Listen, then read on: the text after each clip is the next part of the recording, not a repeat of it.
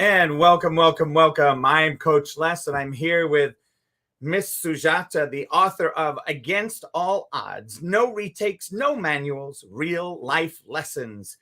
Sujata has accumulated a wealth of experience during her life, leading to insights and knowledge that cannot be coached or taught in a class. Thus, here we are on a podcast and videocast. She's been a mother, a wife, a journalist, a consultant, an activist, a leader, and a businesswoman, domestically and internationally, and she still is all of those things. In sharing her story, Sujata strives to provide readers of all backgrounds in any part of the world with real life examples on how to deal with the unpredictable nature of everyday life. So we are here today, and I'm super excited to check in with Sujata as she tells us the topic that we are going to be talking about today, and introduces herself and shares that topic. And then we will jump in. And one of the great things, as I said, we're on several different platforms. We're on Facebook, LinkedIn, YouTube. We're here also on Clubhouse. And in Clubhouse, we have the opportunity to be able to bring people up on stage, like Brother Joey, and invite other people to come on up and interact with us and share with us and give us some questions, give us some feedback as to what Sujata may share, or smack me upside the head if you don't agree with my point of view. It's all good. That's what we're here for today. Our goal is like a rising tide to level all boats. So as you come in here and spend time with us, whether it's 5 minutes, whether it's 10, 15, an hour till we're done, because we stop on the hour, our goal is to provide you with some value. So thank you, because time is the most valuable asset that we all have. Why? Because we can't replace it. So with that, I'm going to pass the mic over to Sujata. Sujata, how are you? I'm alive and I'm smiling because of amazing Coach Les. He always makes me smile, which Clubhouse people can't see.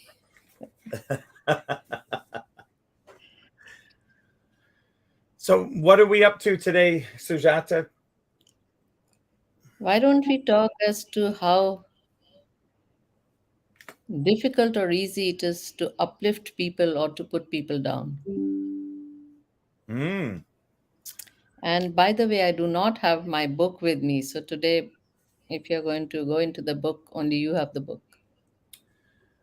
Yes, I do. And I also have it on Kindle. So you have to buy yourself a copy on Kindle, Sujata. So then you always have it. I'm bad with Kindle. I always prefer the thing in hand. So Yes, that is true. So can you give us a beautiful example to start us off so that we can jump into this conversation? I always need some fuel or starting fuel to get me going. So, okay. So this here is a situation. You're not inviting anybody to put you down. However, people are always putting you down.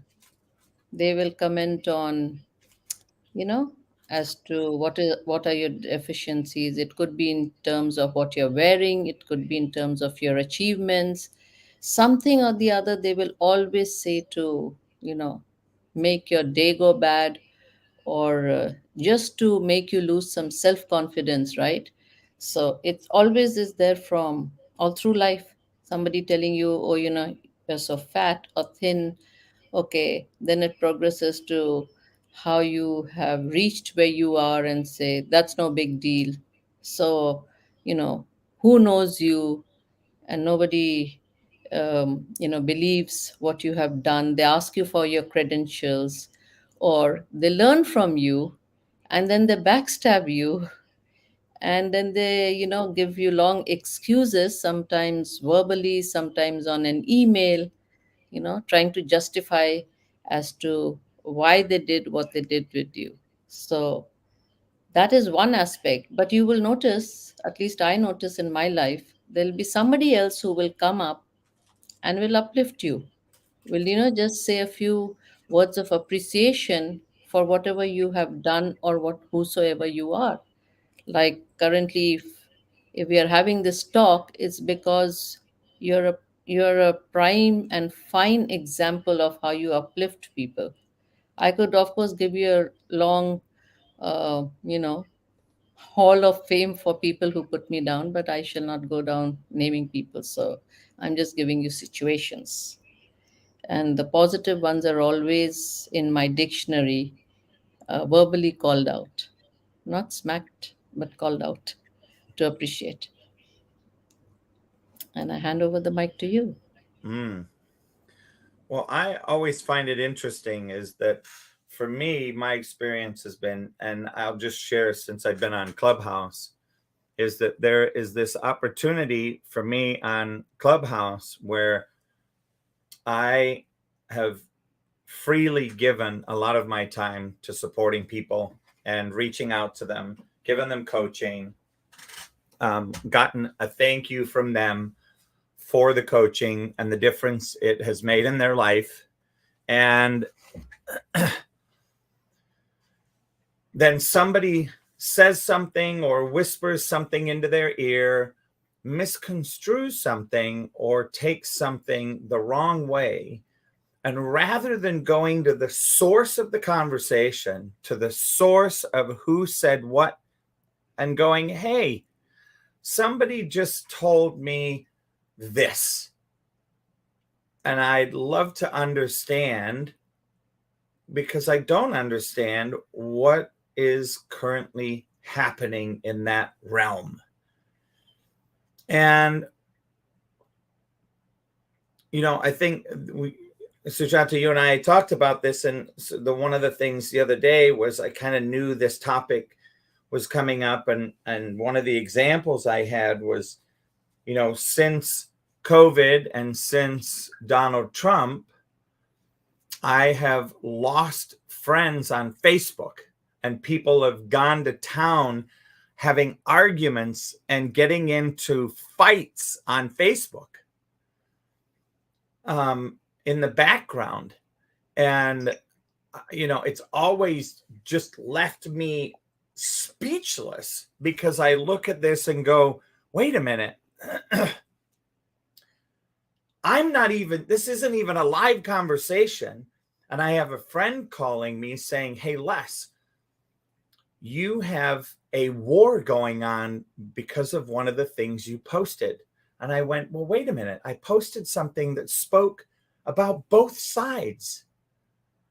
And I left people in the middle, and I did it specifically.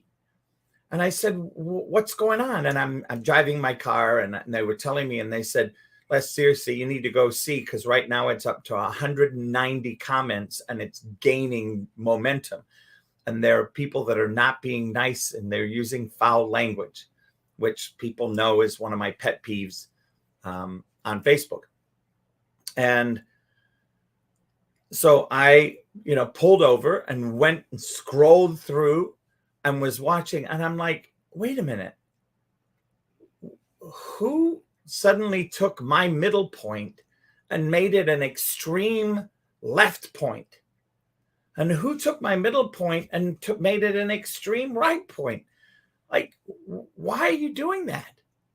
And who gives you the right to do that, first of all, on my Facebook? Right? And I know it's an open platform, but it's still underneath my name. And then to get mad about it, and then to have an argument about it, and then to throw profanity at each other as if it's going to do any good. For me, I look at that and I say, one of the people that got into it, who, but by the way, has disconnected themselves from me after knowing me for 17 years. I was the best man in their wedding, and when he got married, and we've known each other for a long time. I mean, he's even, when I was dealing with a partner that took all of my money, he loaned me, actually gave me $2,000 and just handed it to me and said, Merry Christmas. So for me, I would say that in the world of friendship, he was, I couldn't think of a better friend until this happened. And Sujata, it completely mystified me. One, we'd had disagreements before. We have different points of views about certain things. But today, in this day and age, different points of view means you can't be with another person. You can't have them as a friend. You have to be polarized. And I think this is the greatest display of atrocity thanks to our media and the portrayal of it's not okay to have a different point of view. Because I've got some of my best friends. I mean, I got into podcasting because one of my friends, Steve Appel from mancavepodcasting.com, has different points of view than me in a couple of areas, to the point of we had a long discussion one day, almost an hour, and people thought we were going to start throwing knives through the phone. And we didn't think that. In fact, he's one of my closest confidants on Clubhouse. And I trust him. He's asked me stuff with his family. We've had trusted resource conversations back and forth. And we have one area that we're not aligned on. And you know what? I'm glad, because that gives us some salt and pepper in our relationship. So I'm going to take this conversation. If you'd like, Sujata, I'm going to take it and pop Joey into the conversation and have him chime in on this. Joey, are you there? Sure. Hey, good afternoon, guys. Yeah, everything you said, I've seen. I'm fortunate enough that I have not experienced it personally. I guess for me, Coach, I'll be honest with you, just to kind of add some comment. I'm not on Facebook actually for that reason. I never engaged in a back and forth like that, but so yeah, Facebook is interesting, and I know we're not here to talk about Facebook, but Facebook is interesting. So for me, I don't. That's not a platform that I use for those reasons. So I stay away from that potential danger, or those kind of situations. For me personally, it's just better. But one thing I was going to bring up in the beginning of the conversation, from what Sujata was saying, was, when people, build you up or tear you down. I've also, now that I'm 48, have realized, not everyone really has the right to be part of my intimate life anymore. And I've got a handful of people that have, by my choice, been taken out of my inner circle, because at some point you have that circle where you share with people, and they always have something negative to say, and it's not even that it's negative, and I'm taking it as being negative, but they tear you down. So I'm a firm believer that we don't have to share everything with everybody. And Sujata was saying that she'll hear from negative comments from some people, but then there's those people that will lift her up. And I think for our own sanity, we need to discover who those people are and talk to those people. Now, it doesn't mean those people aren't honest. It doesn't mean those people don't have difficult things to say to you. It doesn't mean that those people won't tell you the truth and you're playing it safe.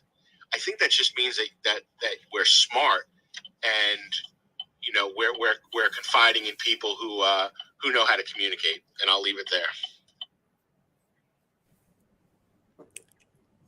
I agree, Joey. And I would like to add to that and say there are three topics I have learned in life which should be actually within the confines of your home: sex, politics, and religion.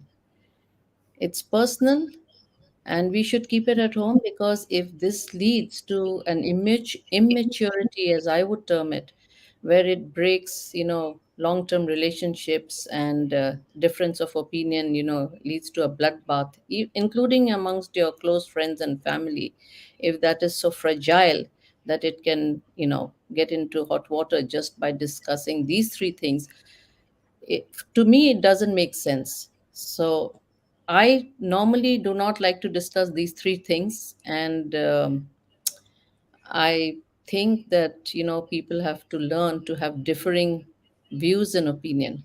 We are not like, clones that we have to agree on each and everything. Why can't we have a differing viewpoint and agree to disagree? And it would seem from experience, life experience, that most people do not go down that kind of a thinking, that we agree to disagree, and that's where all the problems arise as well. And social media is actually uh, an example of how people supposedly are supposed to be open, and yet they are not open to basics and fundamentals.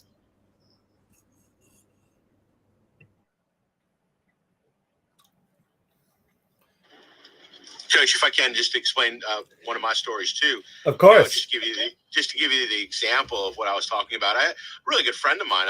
We were childhood friends. We started elementary school with each other, and he was I got married at 20. He was just so against me getting married that young. And then I had my first child. He seemed supportive, but when I told him that we were having our second child at whatever age we were, 23 or something like that, I called him with exciting news, and he left me so deflated. And it was after that I realized, because it wasn't the first time he had done that, and it was after that I realized he's not going to be the one that I share stuff with, because every time I go to him with something exciting, he deflates me.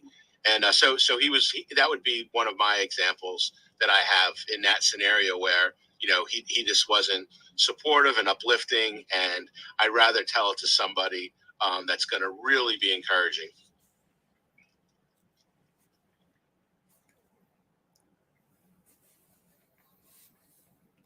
I completely agree. And, for me, people have said, Les, what are you doing making friends with people on Clubhouse? You haven't even met them. You don't know them. Some of them you may not have even seen. And, people go, oh, well, so Les, how many of those 9,400 people do you really know, the followers? I said, I don't know, probably the fact that I'm following 4,700 of them. That means that I've touched probably at least half of my followers. Because I know not all of them, the ones that are following me, are people that I'm following, and vice versa. What I do know is that I've surrounded myself with a village of people that have a similar commitment as I do to making a difference in the world. They have found a passion in the vision and the purpose of who I am, what I am, and what I want to create, and come on board so that it's what we're creating, what we have, and what we've created, and how we can move forward. And I'm super excited about that.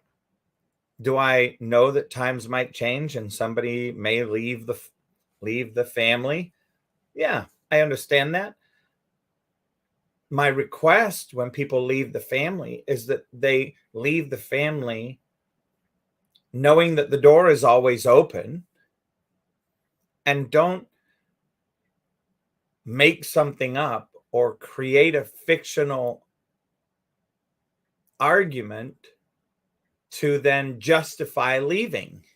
I think is so artificial and petty, and that which a 3 or 4 or 5-year-old would do, quote unquote. And I get it, because sometimes there are people that are connected to something and see the reason to part. Well, guess what? I'm a big boy. My board of directors, they're big people. And you can say, if I make a mistake, you can hold me accountable, because it's not if I'm going to make a mistake, it's when I'm going to make it, or if I've already made it. So, I find this conversation and I find this topic phenomenally interesting, ongoing, interesting. And, I thank you for those of you that are here in the room and on stage. And with that, I'm actually going to pass the microphone to Skip. Skip, it's great to see you, and it's not dark 30 in the morning. Yeah, isn't that amazing? Look, I don't think we should let digital irritations get to us. Clubhouse deleted my profile picture, and I can't put one back, and I've written them and done all kinds of stuff. And I actually got an extra phone to see if I could put a profile picture there. And it worked. But Clubhouse never fixes it here on this phone, which is my main phone, So I just finally just blew it off. And people don't seem to mind, because if they really want to find out more about me and what I'm talking about, they can go click on my link and find a jillion pictures about me all over the place, But, if I can just weigh in on this thing a little bit, I'll come into, just about any room that you're in just to hear what you have to say, depending on, circumstances. But I think Clubhouse was, when I got on it, was when COVID first started, and it was just an oasis to me and a lot of other people, because we had been so isolated by COVID circumstances, and it was a chance to interact, hear people's voices, see a picture. It wasn't like being in person and stuff, but then it began to devolve over time. It seems to me a little bit, because it was like going to high school. So, you're nice, you're seeing how you fit in, all that stuff. And then as you get to know people, and then maybe you're in a clique, they're in a clique, whatever, all the cattiness and the goofiness and all that sort of stuff happens, And then it's also it can get to be a bit of a popularity competition, which to me is the silliest thing in the world, And so I don't know. I don't mean to sound like I'm above it all, but I just sort of don't let it get to me, because I've seen too much of this goofiness happen. I've been involved in big groups in Hollywood and other places, where this same sort of evolution takes place. People are like really great to meet everybody at first. They're on their best behavior. Then it's like, well, let's see, it's my turn to talk. You go into a room where it's popcorn style, and then they're just going crazy, and so then it'd be like, then if you don't fit in with two or three of the people that are sort of moderating or doing whatever, then you just kind of get shoved to the side. It's like high school, So anyway, that's kind of how I deal with it. That's my point of view on it. That I'm done. I think, Skip, you hit the nail on the head by calling it. And this is, for those of you that may not have been to high school in the United States, I can't speak to high school anywhere other than the U.S., because this is where I went to school. I could tell you, between here and England and France, my experience in school in general is that there are always the little cliques, that there are always people trying to impress, to whether it's dress to impress, or be the humor person to impress, or do all of these things. And for a lot of people, it is inside of trying to create a relationship with somebody by impressing them, or a relationship, i.e., I've listened to coaches that come on this app and they spew book knowledge to say that they're the greatest coach on the planet. I'm like, well, cool. I'm glad you got it memorized. I don't. And I appreciate that you do. And for you and your clients, that may work. And I think that that's, what makes this a little bit fun. And hopefully some of you will start to see some of the humor as we chit chat for the next 33 minutes to discover where is it that you get triggered and how can we give that up? Like, what is it going to take for you to unweave yourself from that troubling point of view?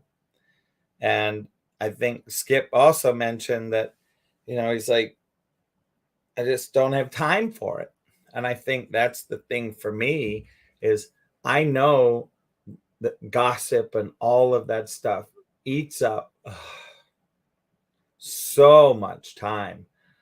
And then if you're like me, I want to get to the source of it and apologize if I'm the one that left the crumb out there for the mouse to find, for the eagle to dive on, for the hunter to hunt, for the police to put in jail. Right. So, if I'm the cheese or the mouse, I want to make sure that we're in communication. And so thank you, Skip. Thanks for being here. And with that, I'm going to pass the microphone over to Sarah Lindo. Sarah, it's so good to see you. Thank you for being here. Hello, good evening, Coach Les. It's been a while. It's a great room. As always, you've always run good rooms, and good evening to everybody else on the stage and in the audience. The topic of this room is very interesting. It's funny how people show up, how they show up in real life, and they manage to take that behaviour and morph it into any form, whether it be social media or whatever, written. They turn up in the same manner. Well, with people, you're always going to get emotions, and when you've got emotions, you're going to get problems. And I've learned a number of years ago, since being when you talk about being a teenager at school, that you can't really rest on people as crutches, because they will always let you down. Even with the best intentions, because we're imperfect. People are imperfect, and my closest person, the closest person to me, unfortunately, I lost, and since then, I've kind of just because of my belief and my faith, I approach friendships, relationships with prayer, and ask the Lord to show me how he sees them, and just kind of approach it with wisdom, because everybody, we all see things from our own perspectives, and even when someone doesn't mean bad, we might take it that way. So when I'm in that situation, when I'm faced that situation where I feel that person, and I will wait, I will give them chance after chance after chance, and I'll approach them, show them that this is why I feel you're wrong, and blah blah blah. And when it's 100% obvious, I'll speak with them about it. But is it what I've discovered is that you can't rely on human beings for anything. You just take everybody with a pinch of salt, take them as they come, and unless it's obvious like they're trying to offend you, don't take things so personal, I'd say. From time to time, I do detox from people in general, just because I'm an introvert and I need that time and space to kind of get all my thoughts together. I'll delete apps. I'll just go off Facebook fast and things like that, just to center and get things aligned and focused. So, and it helps me. It might not help everybody. Everybody's different. But yeah, I'd say unless someone is really obviously trying to make your life hell, I wouldn't take it as personal. It's just for your own well-being, really. And I rest my mic. Sarah, thank you so much. And thanks for sharing with us. Really appreciate that. It's great to see you again. Likewise, it's been some time. It has. I was just looking because I was curious how long it had been, and we did our Zoom call December 1st. Wow. Yeah. Looking at almost 4 months. Whew, time flies. Yeah. Over 4 months. Yeah, it has gone fast. I've been quite busy, so but yeah, it's nice to catch up. And this room, like I say, the rooms that you run are very, very interesting, and they're easy listening. And I'm grateful that you're doing what you're doing, and like I say, keep up the good work as usual, Coach Les. Thank you so much. Appreciate that. And with that, I'm going to pass the mic over to Jeanette. Hey, Coach. Hey. How are you? Well, I'm not carrying a cross like your buddy is, so I'm feeling my shoulders are feeling pretty good. They're pretty light, aren't they? Yeah. I changed the picture. I changed it back to me. Oh, did you? I haven't. Okay, there you go. Yep. Sorry. Yeah. I was behind the time. Yeah. I figure I better put my picture in Coach Lutz's room. Yes. That's amazing what he does in his ministry.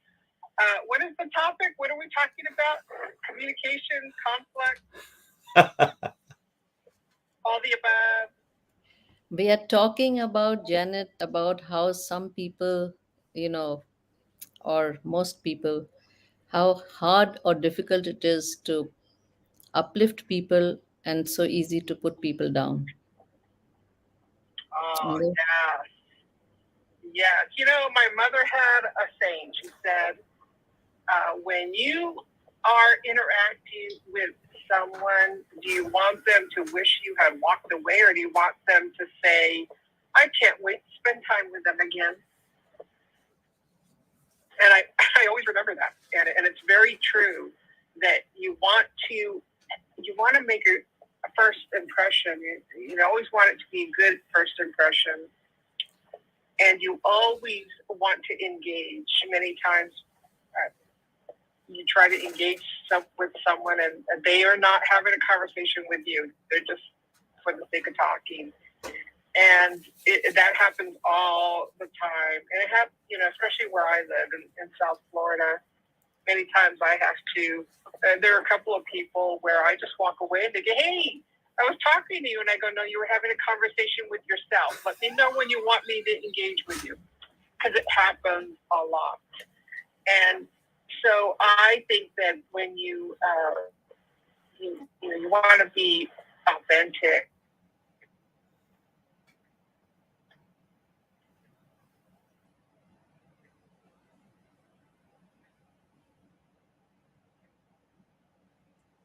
Jeanette, are you in the Matrix? Did we lose? It just, I'm in a, can you hear me? I'm in Yep. the red. I'm in a red. Yep, we can hear you now. Am I back? Well, no, we can hear you now. Great, yeah, because I'm actually driving in a monsoon. We're having a really good rainstorm. I love it. So yeah, you want to engage with someone. You want to be present. If they're talking about the weather, then talk about the weather. Don't say, oh yeah, and start talking about something else. I know that's probably not a good example because you don't want to talk about the weather. That just means you don't have anything in common. But be present and have a conversation with the topic at hand and stick with it and be pleasant. Don't, there are certain things you don't talk about. We know those rules. And we don't talk about politics. We don't talk about religion. And we sure don't talk about COVID. Right, Coach? Yeah, there's a few things. And sex. Sex is the other one, don't forget. Oh, yeah. Let's talk about that. And so, you want to engage. You want to be pleasant. I especially like it when I have conversation with someone and next thing you know, it's 2 hours long and you're like, I really have to go. Can we meet up again? Because we seem to just, have these conversations that they never end. And it's just like when you like those kinds of conversations. Just be pleasant. Make sure that you make a lasting impression that's positive. You want to be a positive conversationist. You want to be pleasant. You want to be engaging. You want to be relatable. You want to be authentic. Those are all very important. Coach, every time I go into your rooms, they're engaging. You ask great questions. Sometimes I just sit there and I'm thinking, gosh, I hope you don't call on me. And then when you do, I'm like trying to think about how am I going to form my words. But they're good topics. They're topics that help you to grow. I especially like the ones where I see you transform people in the room because I get to see your coaching firsthand and what an impact you make on others, a positive impact at that. That's my share. I hope I covered everything. I know that I love spending time with all of you, and it's really great to be here. I'm glad I got to leave work in time to where I don't have any meetings and I can actually join in the conversation. I am so grateful for that. So with that,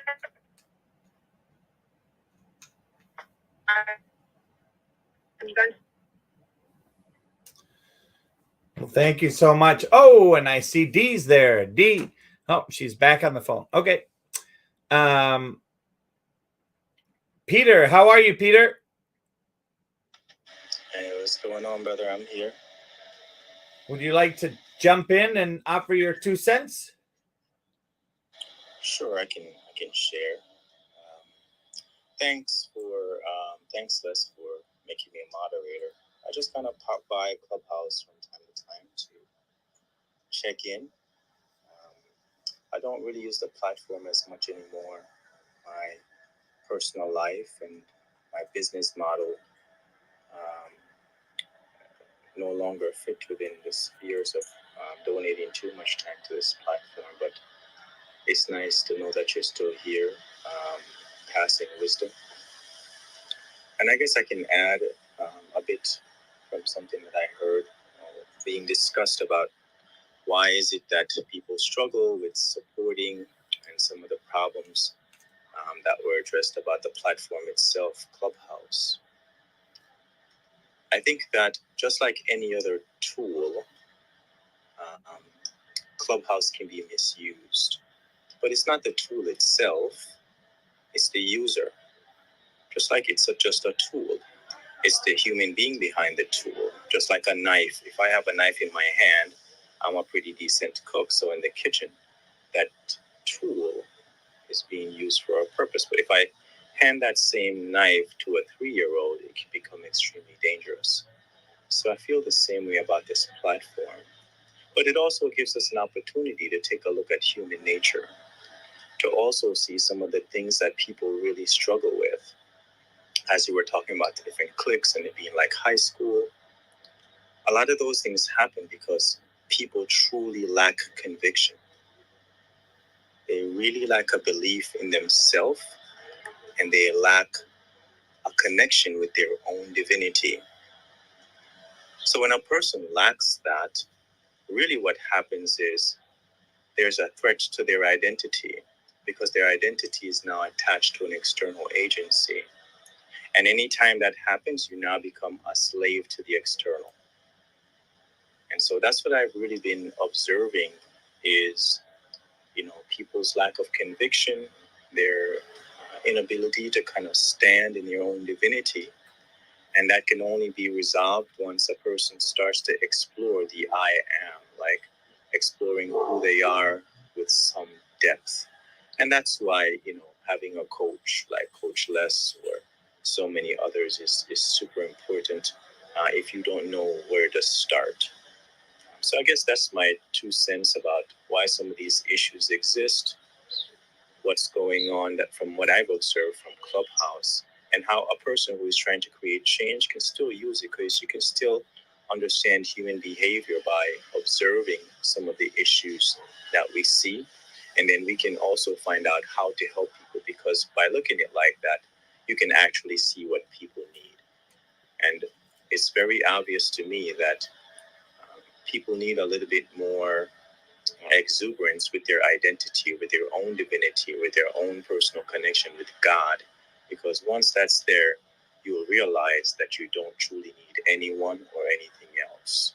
You can have anyone or anything else in your life, but it's because it's there to enhance you, not because you need it. This is Peter. I'm complete. Peace.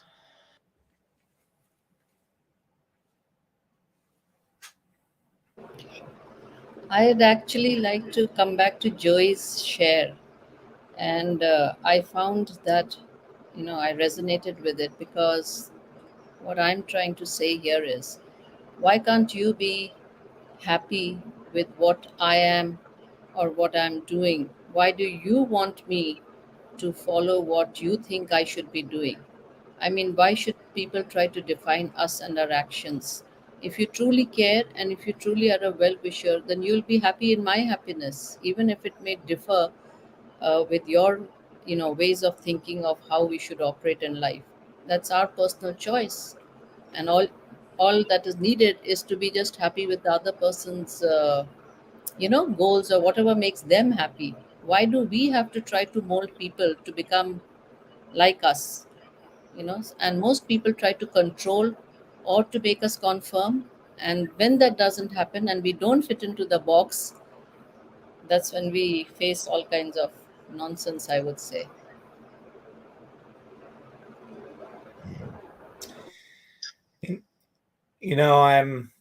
I'm torn between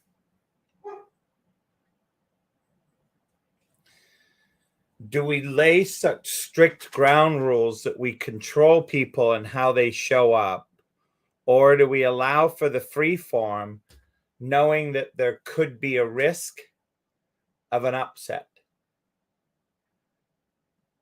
And I think, as you've noticed, I think, Sujata, I think for me, letting the free form go is very eye-opening, and I think it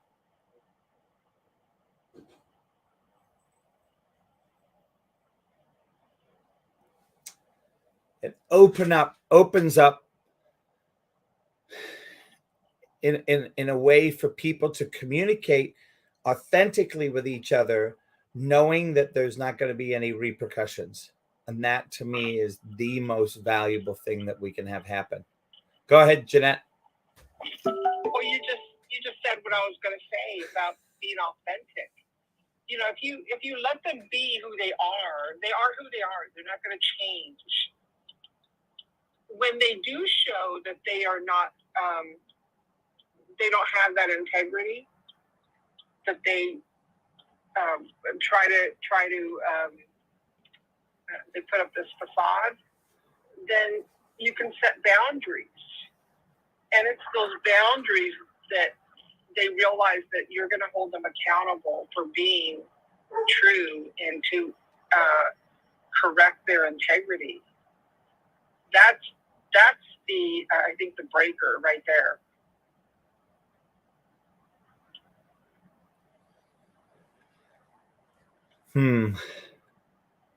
And what do you see as a way to create a pathway out of it? Oh, you just tell them. If you see someone that you set up boundaries and they just can't be authentic, they don't have integrity, you just tell them. You be up, forth, and upright. This relationship, it isn't even a relationship. it's a one way, and it's just not working. And you just be upfront. They don't have integrity. They can't be authentic. They're constantly, you don't know where they're coming from or what they're, they're always trying to, I call it strategy. What's your strategy today, And what's the game we're going to play today? And you don't need that. If you're authentic and you have integrity, I can look at you and you are who you are. I don't have to worry about what's he going to try tomorrow or what's he going to say today. I call that playground mentality. There's no reason for it. I don't see a purpose for it. If you see that there can't be a relationship, that happens. You just move on and you let them know. It shouldn't be like you don't ghost them. You just say, hey, this relationship isn't working. It's that easy. Just be honest and upfront. And they'll just move on to the next person. Till they get fed the junk. Yep. It's easy. That's what I call it adult communication. That's how adults talk to each other. Yeah. What do you think, Sujata? It's like I would say that I'd rather be in the company of a known enemy than a so-called friend. So if I know that the person and I don't see eye to eye and we don't resonate, we might still have a working relationship if we have a certain amount of respect for diverse views and opinions, rather than the so-called friend who's going to backstab you at some stage or the other. But you can have a working relationship, yes. Work is work. You're not going to like everybody you work with, and you don't have to be friends with everybody you work with, but you still have to set the boundaries. It's kind of like at my last job. Coach knows I had to have those conversations. I did not like them. They were not nice people. They were not nice human beings. And I would have to have conversations with them. And it was hard, but I still had to work with them. So yeah, you can have that, but your relationship is tied. It's all about work or it's all about business. And you have to think about it. It's really hard to do business with someone that you can't trust. It's difficult to work with people you don't trust, but to do business with them, I would think twice about that. Yes, I understand. I've been there.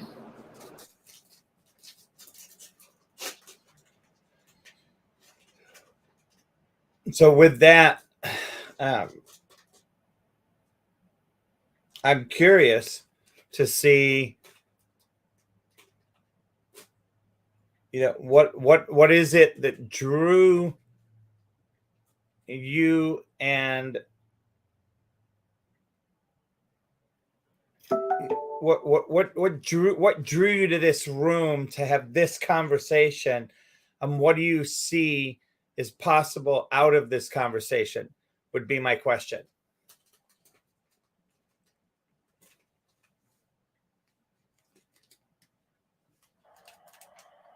Is that an open question for all of us? It is. Well, you know what, Coach? What drew me to the room is anytime you open a room, I know there's going to be good conversation. There's going to be great topic. This is a good topic because I will tell you, there's a lot of people.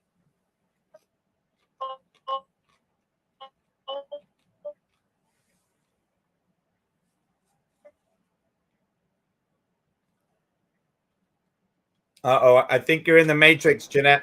Yeah.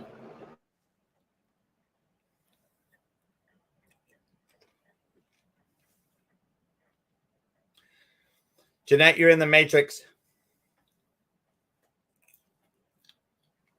So I'm just going to mute you for now. Joey, you want to chime in? Uh-oh.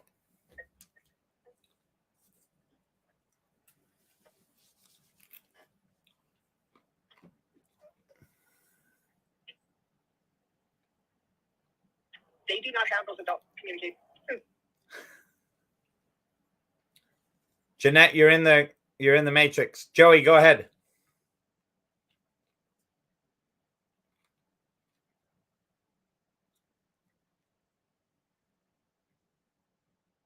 Joey?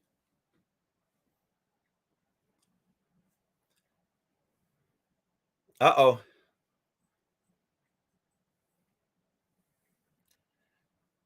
Well, I think Sujata, it looks like, I'm not sure what's going on. I mean, I know we're getting close to the end here, but I didn't expect it to be an end due to technical difficulties. It always is a possibility when you are on technology.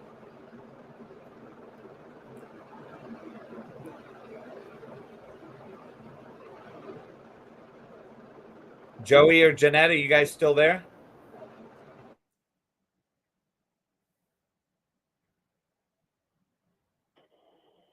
I am here. I don't know if you can hear me. Now we can, yes. All right, because I switched my Wi-Fi off so that I can use my cellular, and instead of using my pods, I am using my regular earphones. So yes, I think this conversation is good. I came in here because your rooms are always good. The conversation is good, and I think this type of conversation is always important because I would tell you a lot of people do not know how to have those conversations. They do not have to let people know where they stand in the relationship, whether it's just to get business done, to be friends, or to even be in a relationship. How many people are in a relationship that probably shouldn't be? And it all comes down to all the things you talk within integrity and communication. So that's why I love coming into your rooms and having these conversations. Well, thanks, Jeanette. It never ceases to amaze me what I already know is, if you have noticed that all these meaningful conversations where we have to look into the mirror are always with very few people attending it. Have you noticed that?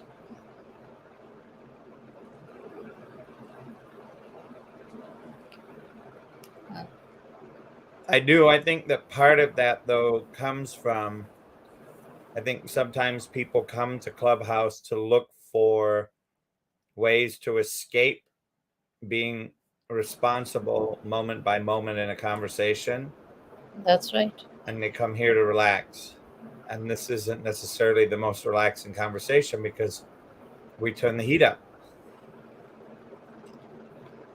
Yeah, and even though you are on stage or you're in clubhouse rooms, there's some amount of anonymity because you know you're not going to meet those people the next day. So you can say whatever you feel like and just go away from it. It's not as if you have a relationship with everybody going.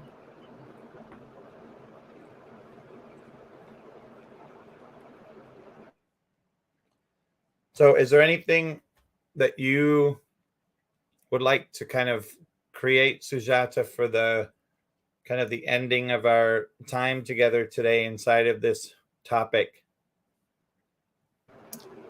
I believe, um, if believe is the word, sometimes I hear that believe is also not the right word.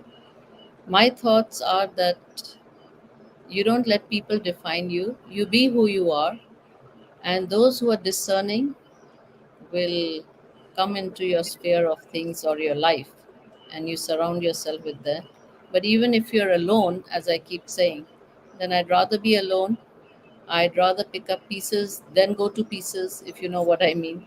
So that's the thing. So I'm not scared to voice, though I'm known to be very silent, but when it comes, I can speak up, and I will always speak up, you know, being true to myself, whether anybody comes with me, walks by my side, behind or sideways, it doesn't really matter.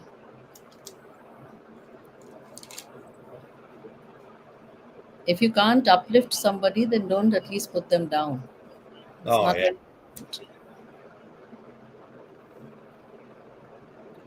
Joey, did you make it back into the room yet?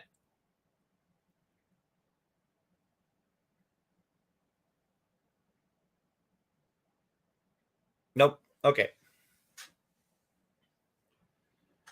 Well, for me, I want to thank each and every one of you. I know there's been quite some movement of people in and out today, and I appreciate some of the conversation that's been going on back and forth. I think the thing that I'd love to kind of close with and wrap all this conversation up with is I believe with integrity, you could have 20 different viewpoints in a small room and still have amazing conversation. And it's not until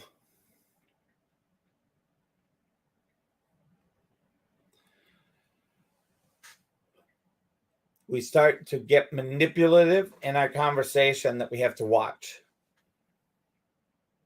and look and see what is our purpose, what's our agenda, what's our why we're having the conversation we're having.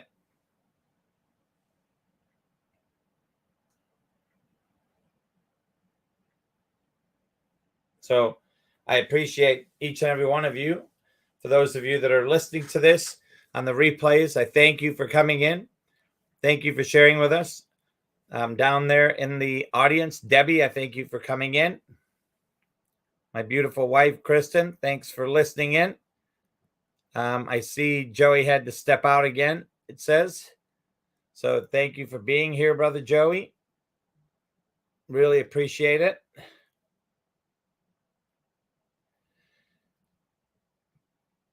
And up on stage, Jeanette, any final words for you, Jeanette? No final words, Coach. I appreciate sharing the space with you and Sujata and Joey and everybody else that was here. Thank you. You are very, very welcome. I thank you too. Sujata, anything for you? No. You said it all. All right. Well, I think what I'm going to do is actually play a little clip from YouTube from my library.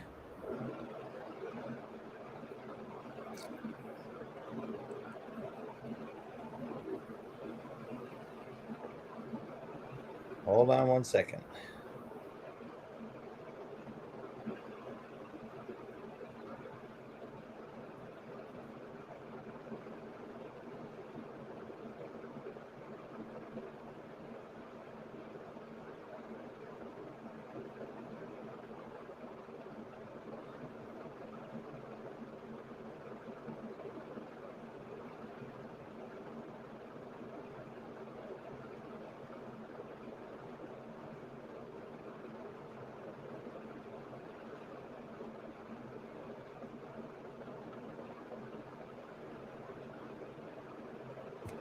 All right.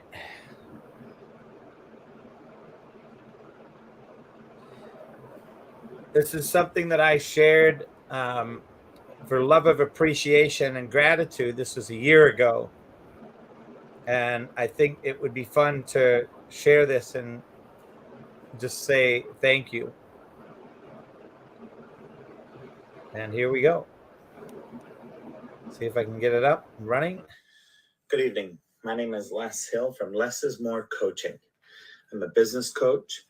And one of the things I want to share with you tonight is a few of the tips and techniques that I use to say thank you to people and to show an appreciation in this day and age of email, text messages, YouTube videos, Zoom calls.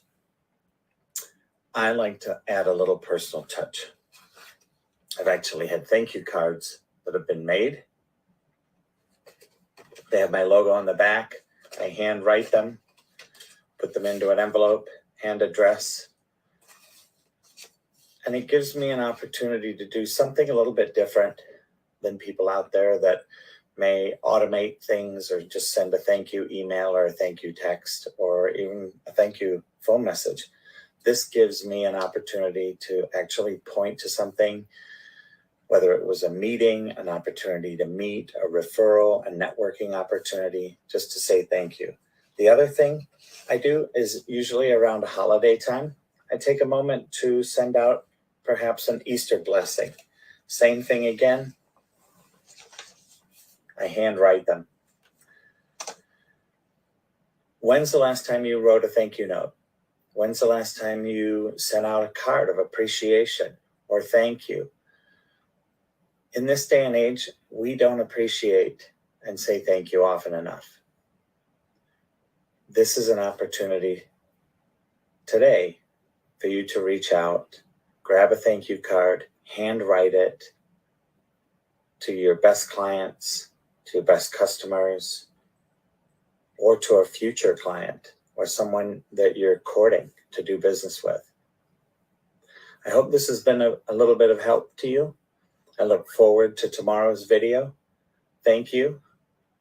And once again, this is Les Hill from Less is More Coaching. Have a good night. Wonderful. And I just want to invite people to, over the next few days before we come back on Friday or between now and next week, take a moment to thank people. Reach out. Do something unique. Send a card.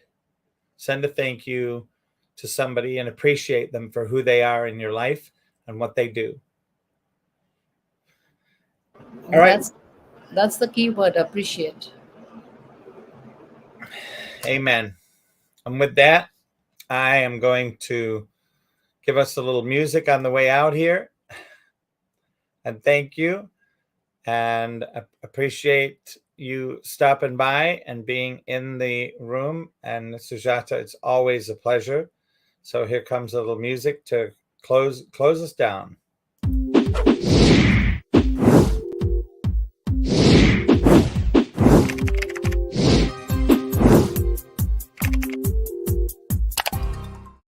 Coaching with Les has doubled my practice. If you have any struggles in your business or your personal life, Les is your guy. He's logical, he's empathetic, he has passion for helping people, and his ideas are genuinely thoughtful. So if you're looking for a business coach with integrity, choose Les Hill. Well, awesome. Thank you so much and appreciate everybody here. Sujata, thank you again for another fun time. And you're welcome. With that, I'm going to close down the live broadcast and go back on to